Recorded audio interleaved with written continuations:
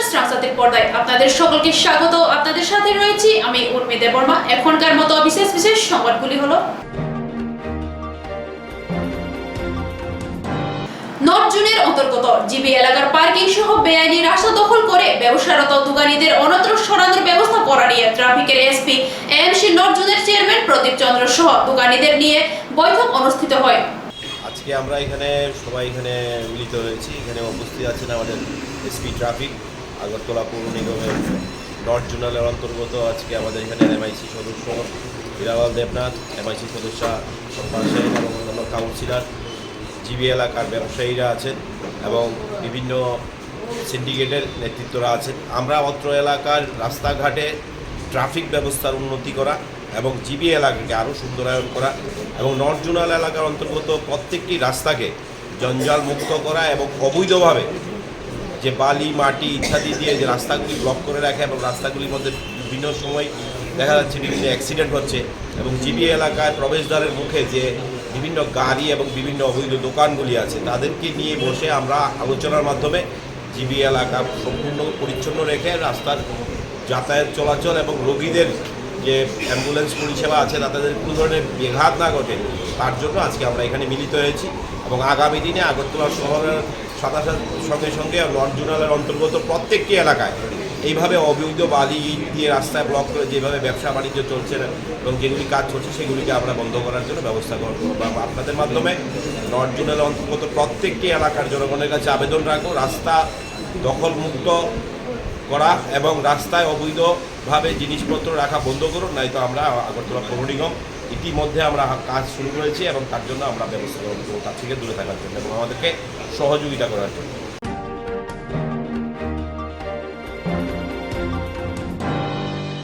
দ্রুতগামী বাইকের ধাক্কায় গুরুতরভাবে আহত হয় এক পথচারী। ঘটনাটি ঘটে শহরতলির বাবুর চমেনের সূর্যমণিনগর বন্ধন ব্যাংক সংলগ্ন এলাকায়। প্রচন্ড গতিতে জাতীয় সড়ক ধরে আগরতলার দিকে যাচ্ছিল বাইকটি।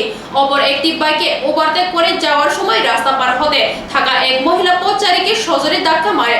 মহিলার বাড়ি আমতলী এলাকায় বলে জানা গেছে। স্থানীয় বাসিন্দারা 102 অ্যাম্বুলেন্সকে খবর দিলে হাপানিয়া হাসপাতালে নিয়ে যায়। খবর পেয়ে ঘটনাস্থলে আসে ফায়ার সার্ভিসও। আমতলী থানার পুলিশ এসে ঘাতক বাইকটিকে থানায় নিয়ে গেছে। অল্প বিস্তর আহত হয় বাইক চালককেও চিকিৎসার জন্য হাপানিয়া হাসপাতালে নিয়ে যাওয়া হয়। করতেছে ওখান থেকে অনেক আগে থেকে ওভারটেক করেছে। আচ্ছা তুমি কত থাকো কি তুই সব ঘটনাটা একটু বলছো। তুমি 95 চালাইছো সাইকেল পেটা রোডে। আরে দাঁড়া আসল না আছে আপনি 95 চালাইছেন। আমি ব্রেক কেমনে ধরছি? ঠিক আছে আপনি 95 চালাইছেন আরো স্পিডে চালাইছেন আপনারা এই দুজনে স্পিডে চালাইছেন। এর লগে আমার কোনো আচ্ছা তুমি আচ্ছা ভাই ঠিক করে কি দেখো তোমরা রেস দিছো, তোমরা দুজনে রেস দিছো, ঠিক আছে? রেস হইছে দুজনে। তুমি তো 95 তাহলে তুমি 95 কইছো কেরে? দাঁড়া মনে শুনছি আচ্ছা ওভারটেক করে কি তুইছো তোমার ওভারটেক করতে গেছে। হ্যাঁ এখানে তো সিঙ্গেল রোড ওয়ান ওয়ে। ইচ্ছা করে আমার ওভারটেক করতে গিয়ে ডান দিয়ে গেছে। কোনো দরকার আছে না। আর মহিলাটা কি করতে মহিলা তাইনে অনেকক্ষণ ধরে রোড ক্রস করতেছে। তাইনে তো দেখতেছে রোড ক্রস করতেছে। আচ্ছা মহিলা রোড ক্রস করতেছিল, ঠিক আছে। আপনার তোমার নাম? তোমার নাম কি? অমিত দাস, বাড়ি বাড়ি কই? মধুপুর। নাম কি? নাম বিপুল দেববর্মা। কি করো এমনে? আমি ওই এমনি ওই গ্যাজেট কমপ্লিট হয় না বাড়ি থেকে কি ওই অ্যাপ্লাই করতেছি। কি হয়েছিল কি তা এমনে ঘটনাটা? আমি ওই বাড়ি থেকে আইছিলাম আমার বোনের নেমনে লাগে ইউনিভার্সিটিতে। হ্যাঁ ইউনিভার্সিটি এক্সাম চলতেছে। হ্যাঁ এই এদিকে একবার দৌড়তে আমার সাথে এদিকে আমার লাগে গেছে। এটা তো আমার কোনো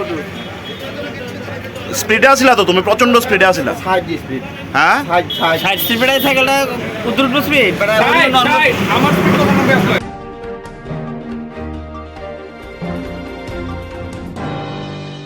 Jagannathbari park smart city crore crore টাকা খরচ করে তৈরি করে সব পাথর উঠে যাচ্ছে, ব্যায়ামের জিনিস ভেঙে যাচ্ছে। সরকার যদি এগুলোর দৃষ্টির প্রতি আকর্ষণ করে তাহলে সাধারণ মানুষ উপকৃত হবে বলে জানান।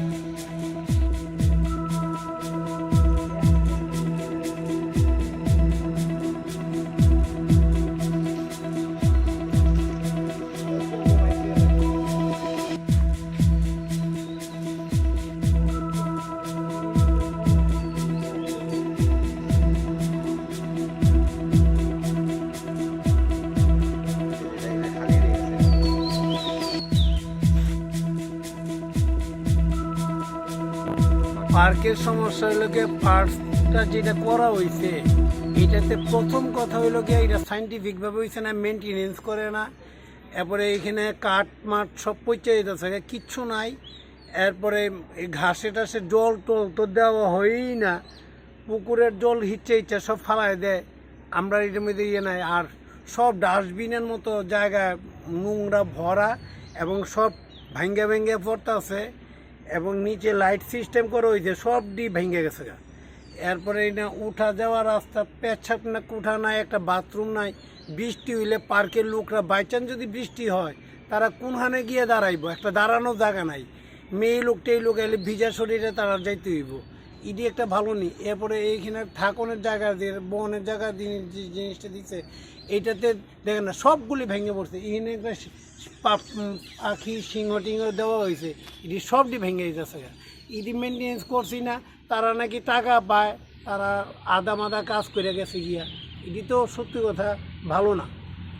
এমন তো আমি তো চাই যাতে সুন্দর করে সুরক্ষা হয়। তো এখানে দেখেন উদ্বোধনের লিগা যে উদ্বোধন করব তার লিগা ডায়াস বানাইছে, হ্যাঁ ফলক বানাইছে, আর এইখানে গিয়া ফলকটা এইখানে একটা বানায় রাখছে, এটা একটা উদ্বোধন করে গেছে। এটা লজ্জার ব্যাপার না, বানানো তো ভুল। দেখেন যে সবগুলি বানান ঠিক আছে নি, এরপর ওইটা তাহলে শুধু করলো কেন, শুধু এই পয়সাটা খরচা করলো কেন? আর বৃষ্টি হইলে মানুষ একটা দাঁড়ায় পুকুর আনে, একটা পার্কটার মধ্যে একটা গাছের পাতা পরে, একটা ঝাড়ুদারের ভালো ব্যবস্থাপনা নাই, কোনো কিছু নাই, একটা জলের ব্যবস্থা নাই, একটা জল তেষ্টা পেলে জল খেয়ে বলতেন, জলের ব্যবস্থা নাই, একটা বাথরুম নাই, একটা মেয়েরা সবাই চায় একটা স্নান টান করতো, একটা মেয়েরা ড্রেস আপ করানোর একটা জায়গা নাই। তাহলে তবু তো পাড়ার এইখানকার ক্লাবের ছেলেরা কয়েকটা ছেলের সহযোগিতায় এইটা আমরা একটা করছে, তাই তো আসলে তো আর কিছুই করে না, এগুলো সব পয়সা। এমসি রে কি করবেন? এমসি তো 4 বার জানানো হয়েছে, তারা তো কিছু করে না, তারা নাকি টাকা পায় শুনছে, তারা টাকা তারা ঠিকই পেয়ে ফেলছে। ঠিক আছে, পার্কটা কি সমস্যা? অনেক মানুষের কমপ্লেন করতেছে পার্কটা বলে, কি সমস্যা? সমস্যা দেখুন, পার্কটা তো এতদিন বেশ আজ থেকে 6-7 মাস আগে বন্ধই ছিল, করোনা অবস্থা তো বন্ধ ছিল। তারপরে পার্কটা উদ্বোধন হলো, আমরা রোজ আসি পার্কে এসে একটু শরীর চর্চা করার জন্য আসি, কিন্তু দেখা যায় যে আমরা আসি কিন্তু এখানে দেখুন এই যে কিছুদিন হলো বানিয়ে গেছে, এই যে অবস্থা দেখুন এখানে কি আছে, হ্যাঁ এইগুলো টাইলসগুলো উঠে গেছে। তারপর আপনি আর একটু এগিয়ে যান, আপনি একটু এগিয়ে আসুন, দেখবেন মানে যাই হোক আমাদের তো খুব অসুবিধা হয়। এবং এই যে পার্কের মধ্যে যে সৌন্দর্য একটা যে থাকবে, এই সৌন্দর্য জিনিসটা কিন্তু এখন নেই। গাছপালা, ছোটোখাটো গাছপালা কিছুই, মানে আগে প্রথমে এসে দেখেছিলাম ছোটো ছোটো গাছ ছিল, গাছে ফুল ধরতো, কিন্তু এখন তো কিছু নেই, হ্যাঁ ফাঁকা, একদম ফাঁকা আছে। হ্যাঁ পার্কটা মানে একদম মানে খুব মানে আমার কাছে মানে প্রথম দিকে যে নতুন অবস্থা যেরকম ছিল সেরকম কিছুই নেই এখন। কতদিন হয়েছে উদ্বোধন হয়েছে? তো সম্ভবত 6-7 মাস হয়েছে উদ্বোধন হয়েছে, কিন্তু এর মধ্যেই অবস্থা খুব খারাপ। দেখুন জায়গায় জায়গায় গর্ত, জায়গায় জায়গায় আপনার মানে বসার মতন বা এক্সারসাইজ করার যে জায়গাগুলো আছে, মেশিনগুলো, এগুলো ঠিক মতন কাজ করছে না। তো সব মিলিয়ে আমি একটু প্রশাসনের কাছে অনুরোধ করবো যেন এটা একটু মানে এদিকে একটু খেয়াল করে, কারণ এখানে মানে এই যে জগন্নাথ মন্দির আছে পাশে রাজবাড়ি, তো এখানে অনেক আমাদের পর্যটক এখানে আসে। তো পর্যটকরা যখন এসে এইরকম মানে পার্ক দেখবে, ওদের কাছে মানে একটা ভালো মেসেজ ওরা নিয়ে যাবে না। তো প্রশাসনের কাছে আমার একটা অনুরোধ থাকবে, প্রশাসন যেন এই ব্যাপারটা একটু লক্ষ্য করে বা খেয়াল।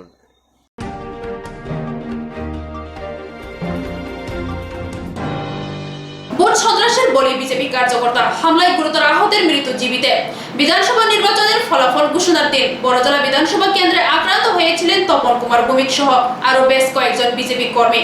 অনেকদিন ধরে তাদের চিকিৎসা চলছিল জিবি হাসপাতালে। তপন কুমার ভৌমিক সুস্থ হয়ে আর বাড়িতে ফিরতে পারেন না, শেষ নিঃশ্বাস ত্যাগ করলেন জিবি হাসপাতালে। শুতে আসেন এলাকার প্রাক্তন বিধায়ক ডাক্তার দিলীপ কুমার দাস, পৌর নিগমের মেয়র দীপক মজুমদার সহ এলাকার বিজেপি নেতৃত্ব।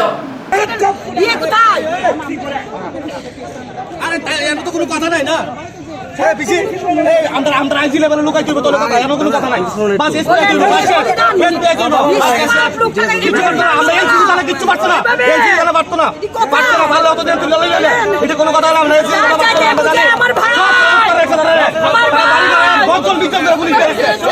আমরা লোক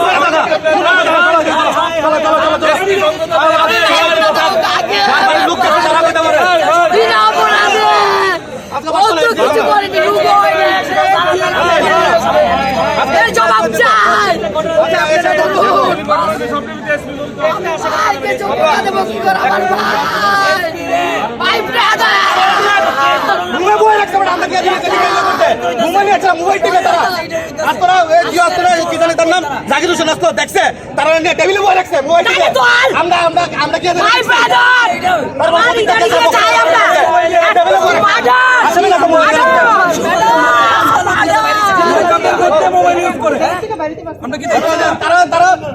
সমস্ত পুলিশ প্রশাসনকে আমরা এই ব্যর্থতায় আমরা বলবো না যে ব্যর্থতা, এর মধ্যে হয়তো আমাদের সন্দেহের দানা বাজছে, হয়তো কিছু কিছু মানুষ হয়তো প্রশাসনে আছেন, ওনারা সিপিএমের হারমাত বাহিনীকে বিভিন্নভাবে সুযোগ সুবিধা করে দিচ্ছেন, যার জন্য এরা আজকে পর্যন্ত এই সুবিধাগুলো নিচ্ছে।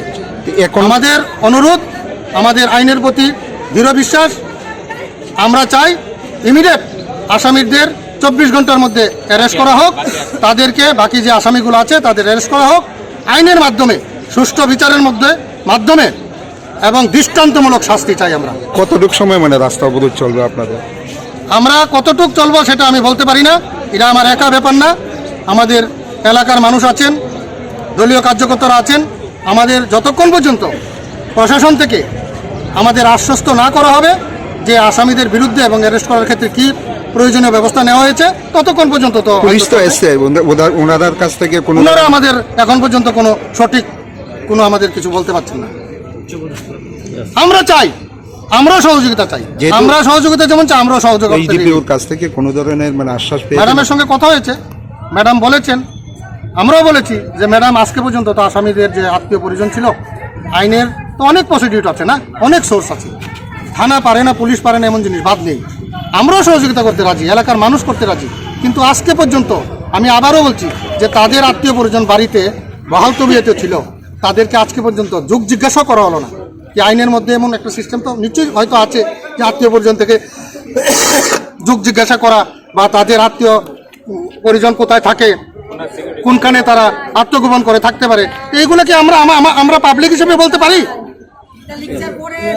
এই আমার অনুরোধ আপনাদের কাছে, আপনার মিডিয়ার মাধ্যমে আমরা এই কথাই বলতে চাই, সারা রাজ্যবাসীর কাছে আমরা ধরে তুলতে চাই যে সিপিএমের যে হারমাত বাহিনীর প্রতিরোধ করতে হবে, ঐক্যবদ্ধ থাকতে হবে, কারণ দীর্ঘ 25 বছর 35 বছর যাবৎ ওরা এই হারমাত বাহিনী এইভাবে হারমাতগিরি করেছে। আজকে আমাদের আকাঙ্ক্ষিত, আমরা এটা কামনা করছি না কোনোদিনও যে আমরা আজকে রাজপথে আমাদের আজকে শবদেহ নিয়ে আজকে আমাদের মানে আন্দোলনে যাইতেছি। আজকে আপনারা জানেন এবং সারা রাজ্যের মানুষ অবগত, বিগত 2 তারিখ আমাদের এই রাজ্যের বিধানসভা নির্বাচনের রেজাল্ট ঘোষণা হয়েছে। আমাদের যথারীতি আমাদের এই এলাকারও যে আমাদের ভারতীয় জনতা পার্টির কার্যকর্তারা ছিলেন, ওনারাও আমাদের উমাকান্ত মাঠে গিয়েছিলেন। আমি সেখানে কাউন্টিং হলে ছিলাম। ওইখানে আমি যখন কাউন্টিং হল থেকে বেরিয়েছি তখন আমি খবর পেলাম যে আমাদের এলাকার যারা কার্যকর্তারা ওরাও মাঠে ছিল। আমার কিছুক্ষণ আসার ক্ষেত্রে আমার কিছুক্ষণ বিলম্ব হয়েছিল। আমি 5টা সাড়ে 5টার মধ্যে বাড়িতে আসার পর সঙ্গে সঙ্গে শুনি যে আমাদের এলাকার যে কার্যকর্তারা উমাকান্ত মাঠে গিয়েছিল তারা ওইখান থেকে যার যার বাড়িতে যাওয়ার প্রস্তুতি নিয়েছিল এবং বাড়িতে যাচ্ছিল। তৎক্ষণাৎ সিপিএমের হারমাত বাহিনীরা অতর্কিতভাবে আমাদের কার্যকর্তাদের উপর প্রাণঘাতী হামলা করে এবং এই হামলায় আমাদের 8 জন লোক আহত হয়। আহত অবস্থায় সঙ্গে সঙ্গে আমাদের এলাকাবাসীর সহযোগিতা এবং আমাদের কার্যকর্তাদের সহযোগিতায় আমরা জিবি হসপিটালে ওদের অ্যাডমিশন করি এবং সেখানে আমাদের দুজনের আপনার ব্রেনের সার্জারি হয়েছে। তারপর আমাদের যে কার্যকর্তারা পরপর কিছু কার্যকর্তা মোটামুটি সুস্থ হয়েছেন। আর আমাদের যে তপন কুমার ভৌমিক, উনি 2 তারিখ থেকে ওনার যে শারীরিক অবস্থা, ওনার অপারেশনের পরপর যে চিকিৎসা বিজ্ঞানে যা করার সেটা এই রাজ্যের ডাক্তার এবং জিবি হসপিটালে পরিষেবা দেওয়া হয়েছে, কিন্তু ওনাকে আমরা আজ পর্যন্ত বাঁচিয়ে রাখতে পারিনি। উনি আজকে শহীদ হয়েছেন, কিন্তু শহীদ হওয়ার পর আজকে আমরা ওনার ডেড বডি নিয়ে বাড়িতে এসেছি। আমরা সুশৃঙ্খলভাবে ওনাকে সম্মান জানিয়ে আমরা ওনার শেষকৃত্য সম্পন্ন করার প্রস্তুতি নিয়েছিলাম, কিন্তু খবর পেয়েছি যারা ভাইলেন্স করেছে যাদের বিরুদ্ধে থানাতে এফআইআর করা হয়েছে, আসামিরা পলাতক, 2 জন আসামি নাকি অ্যারেস্ট হয়েছে। আর তাদের যে আত্মীয় পরিজন আজকে 12 দিন অবধি বাড়ি ঘরে ছিল, পুলিশ এবং প্রশাসনের ভূমিকা এখানে জিরো ছিল। তারা সশরীরে আজকে যখন মারা গেছে তপন কুমার ভৌমিক, ওনারা খবর পেয়ে এই এলাকা ছেড়ে চলে গেছেন সুন্দর মতো এবং একদম তাদের। কি মনে হয় তদন্তে কি মানে পুলিশের কোনো ধরনের গাফিলতি আছে? আমি বলবো না, আজকে বিচারে আগে আমাদের এখানে তপন ভৌমিক এবং আরও 3-4 জন আহত হয়েছিল এবং তার মধ্যে বেশি ইঞ্জুরি এবং খুব বেদরভাবে কংগ্রেস সিপিএমের তারা ছায়াপত্রী স্লোগান দিয়ে তপন ভৌমিককে মারা হয়েছে। তিনি দীর্ঘদিন চিকিৎসাগত ছিল, আজকে 10-11 দিন যাবৎ জিবি হসপিটালে। আজকে তার পরলোক গমন করে সকালবেলা। তাই আমরা এলাকাবাসীরা যারা আছে সবাই অতি মনমহত, অতি দুঃখিত। তার জন্য ওরা আর সহ্য করতে পারছে না। আমাদের ছোটো ছোটো ছেলেরা একটা গার্জিয়ান, একটা অভিভাবক হারিয়েছে, এই এলাকাবাসীরা একটা অভিভাবক হারিয়েছে। উনি সর্বদাই সবসময় মানুষের পাশে এবং সুখে দুঃখে সবার পাশে ঝাঁপিয়ে পড়তেন, লোকের জন্য কিছু একটা করার উদ্যোগ ছিলেন। তাই সবাই এলাকাবাসী মিলে আজকে এই রাস্তা পথ অবরোধ করেছে। ওরা মানতে পারছে না এরকম। এবং আমাদের যে এই এনসিসি থানার ভারপ্রাপ্ত যিনি এসডিও আছেন পারমিতা পান্ডে, ওনারা একতরফায় কংগ্রেসের এবং সিপিএমের অঙ্গুলি হেলনের কাজ করছেন। তারা এখন পর্যন্ত 8 জনের মধ্যে 2 জন আসামিকে ধরতে পেরেছে, বাকিদেরকে ধরতে পারেনি। আজকে সকালে আসামিরা 2-3 গাড়ি মাল নিয়ে বাড়ি থেকে পালিয়ে যায়। অথচ আমাদের যারা ছেলেরা মার খেয়েছে, প্রতিবাদ করতে গেছে, ওদেরকেই এবার পুলিশ দিয়ে লাঠিচার্জ করেছে। কিন্তু যারা মেন আসামি কংগ্রেস সিপিএমের, ওদেরকে গ্রেপ্তার করতে ওরা সক্ষম হয়নি এবং আজকের দিনেও তারা পালিয়ে যেতে সক্ষম হয়েছে। প্রশাসন তাদেরকে প্রোটেকশন দিয়ে রেখেছে। এইটা কেন, এই যে 2 রকম যে বিচার, এর জন্য আজকে এলাকাবাসীরা আমাদের এই রাস্তা অবরোধ। কতক্ষণ থাকবে এই রাস্তা? জানতে পারি না, যতক্ষণ উপর আধিকারিকরা এসে আমাদেরকে আশ্বস্ত না করবেন এবং আসামিকে গ্রেপ্তার না হবে ততক্ষণ পর্যন্ত আমরা রাস্তা থাকবো।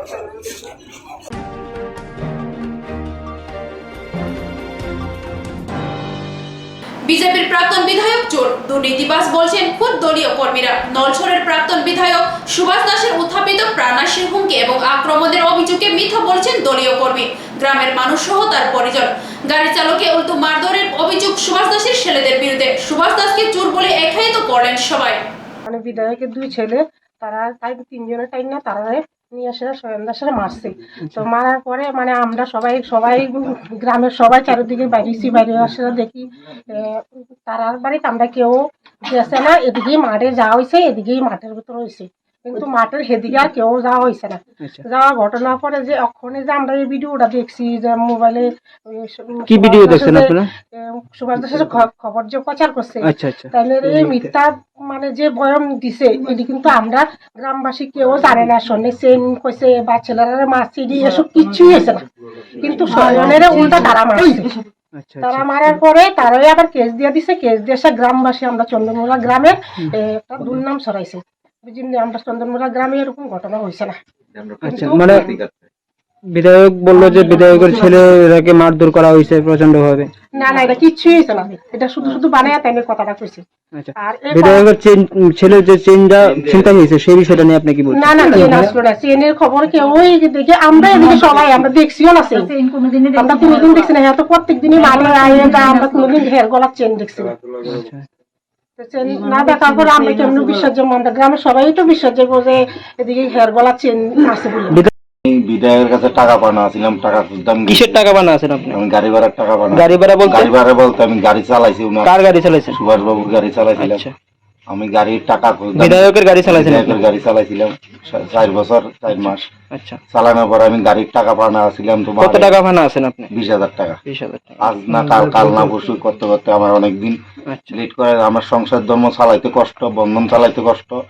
টাকার কথা খুঁজতাম গেছে, আর ছেলেরা আয়া আমার ধাক্কা দিয়া পালিয়া এই মাঠের মধ্যে। কে ফালাইছে আপনি? আমার সুব্রত পালাইছে। সুব্রত কে হয়? সুব্রত সুভাষ বাবুর বড় ছেলে হয়। আচ্ছা, ঠিক আছে।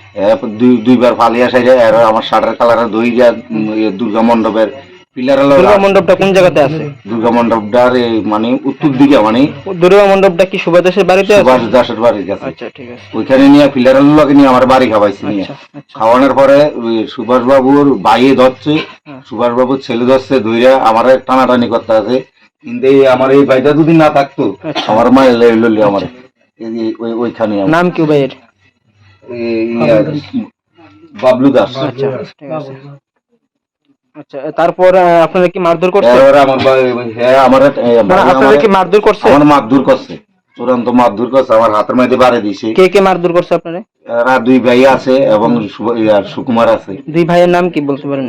একজনের নাম সুব্রত দাস আর একজন হলো দেবব্রত দাস। মানে বিধায়কের ছেলে? বিধায়কের ছেলে। আচ্ছা তারপরে আপনারা কি করছে? তারপরে আমার ভাই আমারে ভাই ধইরা আমারে তুই ছাড়বি না ছাড়বি না। আচ্ছা কি জানি কয় সুব্রত কইতে আছে, কয় এটা সুব্রত কইতে আছে তুমি ছাড়বা। আমার কিশোর দাস যে সময় আইছে ত্রিপুরাতে আইছে, সুভাষ দাস দেখলে পাওয়ার রক্ত মাথা দুইটা যেতে, কিশোর বাবুরে দেখলে পাওয়ার রক্ত মাথা দুইটা যেতে, দেখতে পারে না কিশোর বাবুরে। এর দিয়ে আমি যে সুভাষ বাবুর গাড়ি চালাইছি, রান্না করতাম, গেছি, রান্নার টাকাটা আইতো, আর এই রান্নার টাকাটা হেবেডার ছেলের নামে ঢুকতো, দেয় টাকাটা ঢুকতো আমার অ্যাকাউন্টে। তারা মাস 2-3 মাস আমার অ্যাকাউন্টের থেকে টাকা কাটতে নিচ্ছে। এরপরে তারা কেমনে কেমনে জানি আমার অ্যাকাউন্টের থেকে তারা অ্যাকাউন্টে নিচে গা রান্নার টাকাটা 7,000 টাকা করে পাইতাম, এই টাকাটা নিচে গা। রান্না কে করতো? এই তো রান্না বাড়ি, ঘর মোছা, বাথরুম পরিষ্কার, এগুলো কাজ কে করতো? হ্যাঁ এই কাজটি কে করতো? এই কাজটি একটা লোক দিয়ে করাইতো। এই কাজটি ওনাকে টাকা দেয়নি নাকি? না, আমাকে টাকা দিছে না, আমার একটি টাকাও দিছে না। আপনি করতেন এই কাজ? আমি এই কাজটি করতাম রাত্রে 1টা-2টা, আমি খাওয়াইয়া টাওয়াইয়া আর ঘর দুয়ার পরিষ্কার করিয়া এটি নিয়ে ডাস্টবিনে ফালিয়া এটি সব ইয়া করতো। আচ্ছা ঠিক আছে নাকি এমনি কইতে আছে। হ্যাঁ রে। আচ্ছা তারপরে হ্যাঁ ছাইড়া দিছে। হ্যাঁ যখন কইছে কইতে ছাড়বি না ছাড়। কালকে কি বিধায়কের বাড়িতে হামলা করছেন নাকি? না না, আমরা বিধায়ককে মারধর করছেন? না না, বিধায়কের ছেলে তারা তো প্রতিক্রিয়া দিছে যে তারা মারধর করছে, তারা প্রচন্ড মারধর করছেন আপনারা? না না, এরকম কিছু হয়েছে? বাড়িতে গেছি। বাড়িতে গেছেন না? ছেলেরা মারছেন? ছেলে আমার টাইম না লইয়া থাকে না, ছেলেরা বিধায়কের ছেলেরা মারছেন না, মারধর করছেন না? কেউ দাও হাত তুলছিল। আচ্ছা আচ্ছা ঠিক আছে, মুক্তব্য আছে এটা আপনার। এখানে হেরের মাঠের লগে কি মাঠে কি হয়েছে আমি কিন্তু কইতাম পারি না। আমি আসছিলাম পাত্রদার দোকানের সামনে বইয়া রয়েছি। আচ্ছা তো দেখি হেরের টাইনা নিয়ে ফিলার লগে। পাত্রদার দোকান বলতে দোকানটা কোন জায়গাতে? এই দুর্গা মণ্ডপের লগে। আচ্ছা আচ্ছা, দুর্গা মণ্ডপের লগে দোকানটা, পাশে দোকানটা। আচ্ছা, তো হেরে কিটা আছে নিয়ে ফিলার লগে নিয়ে বাড়ি খাবাইছে। বাড়ি খাবাইছে আর আমি মনে হচ্ছি হেরা মনে শতানি করতে আছে, দেখি যে না হেরে মারতে আছে। তো আমরা কিটা হচ্ছে আমি দৌড় দিয়ে আইছি, আয়া তেরা ছুড়াইতে আছি, তেরা সারে না, তারা 4-5 জনে তার ধরে লাগছে ব্যাট দিয়ে। ঘটনাটা কবে হয়েছে? ঘটনাটা কালকে। কালকে কোন সময় হয়েছে ঘটনাটা? কালকে এই তো সন্ধ্যাবেলা। আচ্ছা 6টা। তো তেরা কিটা হচ্ছে কে কইছে আপনার এই কথাটি? সুকুমারে কইছে যে সুকুমার কি হয়? সুকুমার বিধায়কের কি হয়? ভাই। আচ্ছা, আপন ভাই না? হ্যাঁ। আর সুব্রত কইতাছে যে একান্তে ভাই তুই জায়গা, এখানে তোর লগে কোনো ঝগড়াঝাটি হয়েছে না। সুব্রত কে? এমএলএ ছেলে। আচ্ছা, তো কইতাছে যে তোর লগে কোনো এখানে ঝগড়াঝাটি হয়েছে না ভাই, তুই একান্তে জায়গা। আচ্ছা হ্যাঁ। তারপরে আমি কইছি যে না, হ্যাঁ আমাদের বিজেপি কর্মীর লোক, আমি হেরে ছাড়া যাইতাম না। না, আমি কইছি না, আমি হেরে নিয়ম ছাড়া আমি যাবো না। তারপরে হেরে আমি টাইম না লই যেতে আছি। এরপরে তারে হ্যাঁ কি করতো, মানে কি করতো? হ্যাঁ এমএলএ এর গাড়ি চালাইতো। আচ্ছা ঠিক আছে। হ্যাঁ, তো এই তাহলে এর কাজ ঝগড়া, তারা কিন্তু হেরে নিয়ে মারতে আছে। মারার পর আমি কি করছি, কিন্তু এটা মিথ্যা কথা, এটা পুরা মিথ্যা। এটা কোনো ইয়েতে কোনো দুষ্কৃতি কোনো তারার উপরে কোনো করছে না, তারা করছে এই হের উপরে দুষ্কৃতি। আচ্ছা আচ্ছা, তাহলে আপনারা বিরুদ্ধে যেটা কইতেছেন যে আপনারা বিধায়কের ছেলে মারধর করছেন না? কোনো করছে না, তারা কিচ্ছু করছে না, তারা এই দুষ্কৃতীরা হেরে মাইরা হেরে আবার দুষ্কৃতি। আপনার কি মনে হইতেছে যে বিধায়ক মিথ্যা কথা বলছে না? সবই মিথ্যা কথা, তাই না যে বলছে, একটা কানে সত্য কথা বলছে না। তাই না মাঠের মাথা আসিল এই রঞ্জিত মাস্টার অব্দি আসিল। আচ্ছা আচ্ছা, হেল্লগে বইয়া। রঞ্জিত মাস্টার কি হয়, মানে এলাকার কি? বিধায়কের আত্মীয় স্বজন লাগে, আর আমারও যা আপন কাকা বিধায়ক। আচ্ছা আচ্ছা, হ্যাঁ, কিন্তু মিথ্যা কথা বলনটা কিন্তু হয়েছে না, আমি নিজেই কইতেছি। ঠিক আছে ঠিক আছে ঠিক আছে।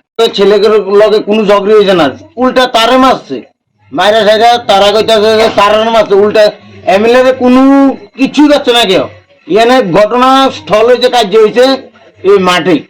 তকরা তকরির মাঝে হ্যাঁ টাকা খুঁজছে, এই টাকা খুঁজে লইয়া এই হ্যারে উল্টা তারা মাইরা হ্যাঁ তারা ভাসিয়ে দিয়েছে। এরপরে সুভাষ দাসের পুতের বউ হ্যাঁ কইছে যে আমি তোর অক্ষণে রেপ কেছি তোর জড়িয়ে দিব।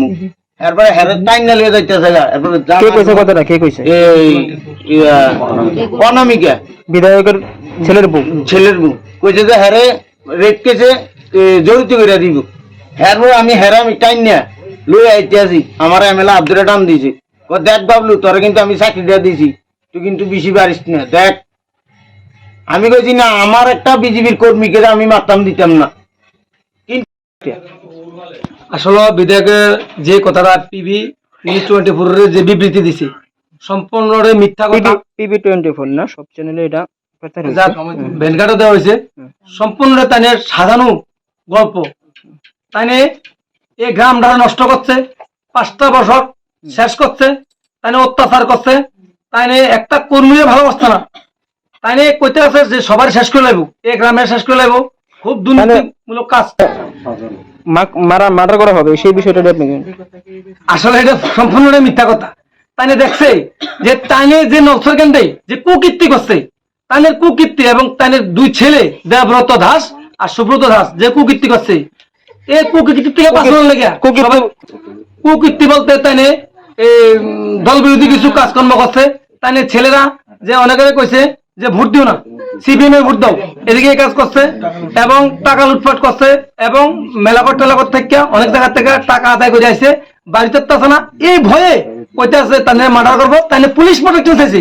আমি বলতে চাই তাহলে কেন আজকে কাতলিয়া রাজ্যবাসী সরকারের কাছে পুলিশ প্রোটেকশন তাহলে ঘর থেকে বাড়িতে তাহলে কুকর্মের ফল সাজা হবে। আমি জানি ভগবান আছে, ভগবানকে বিশ্বাস করি করে মাননীয় নরেন্দ্র মোদী আছে, মাননীয় মুখ্যমন্ত্রী আছে, আমাদের দেবতা আছে, আমাদের কিছুটা আছে।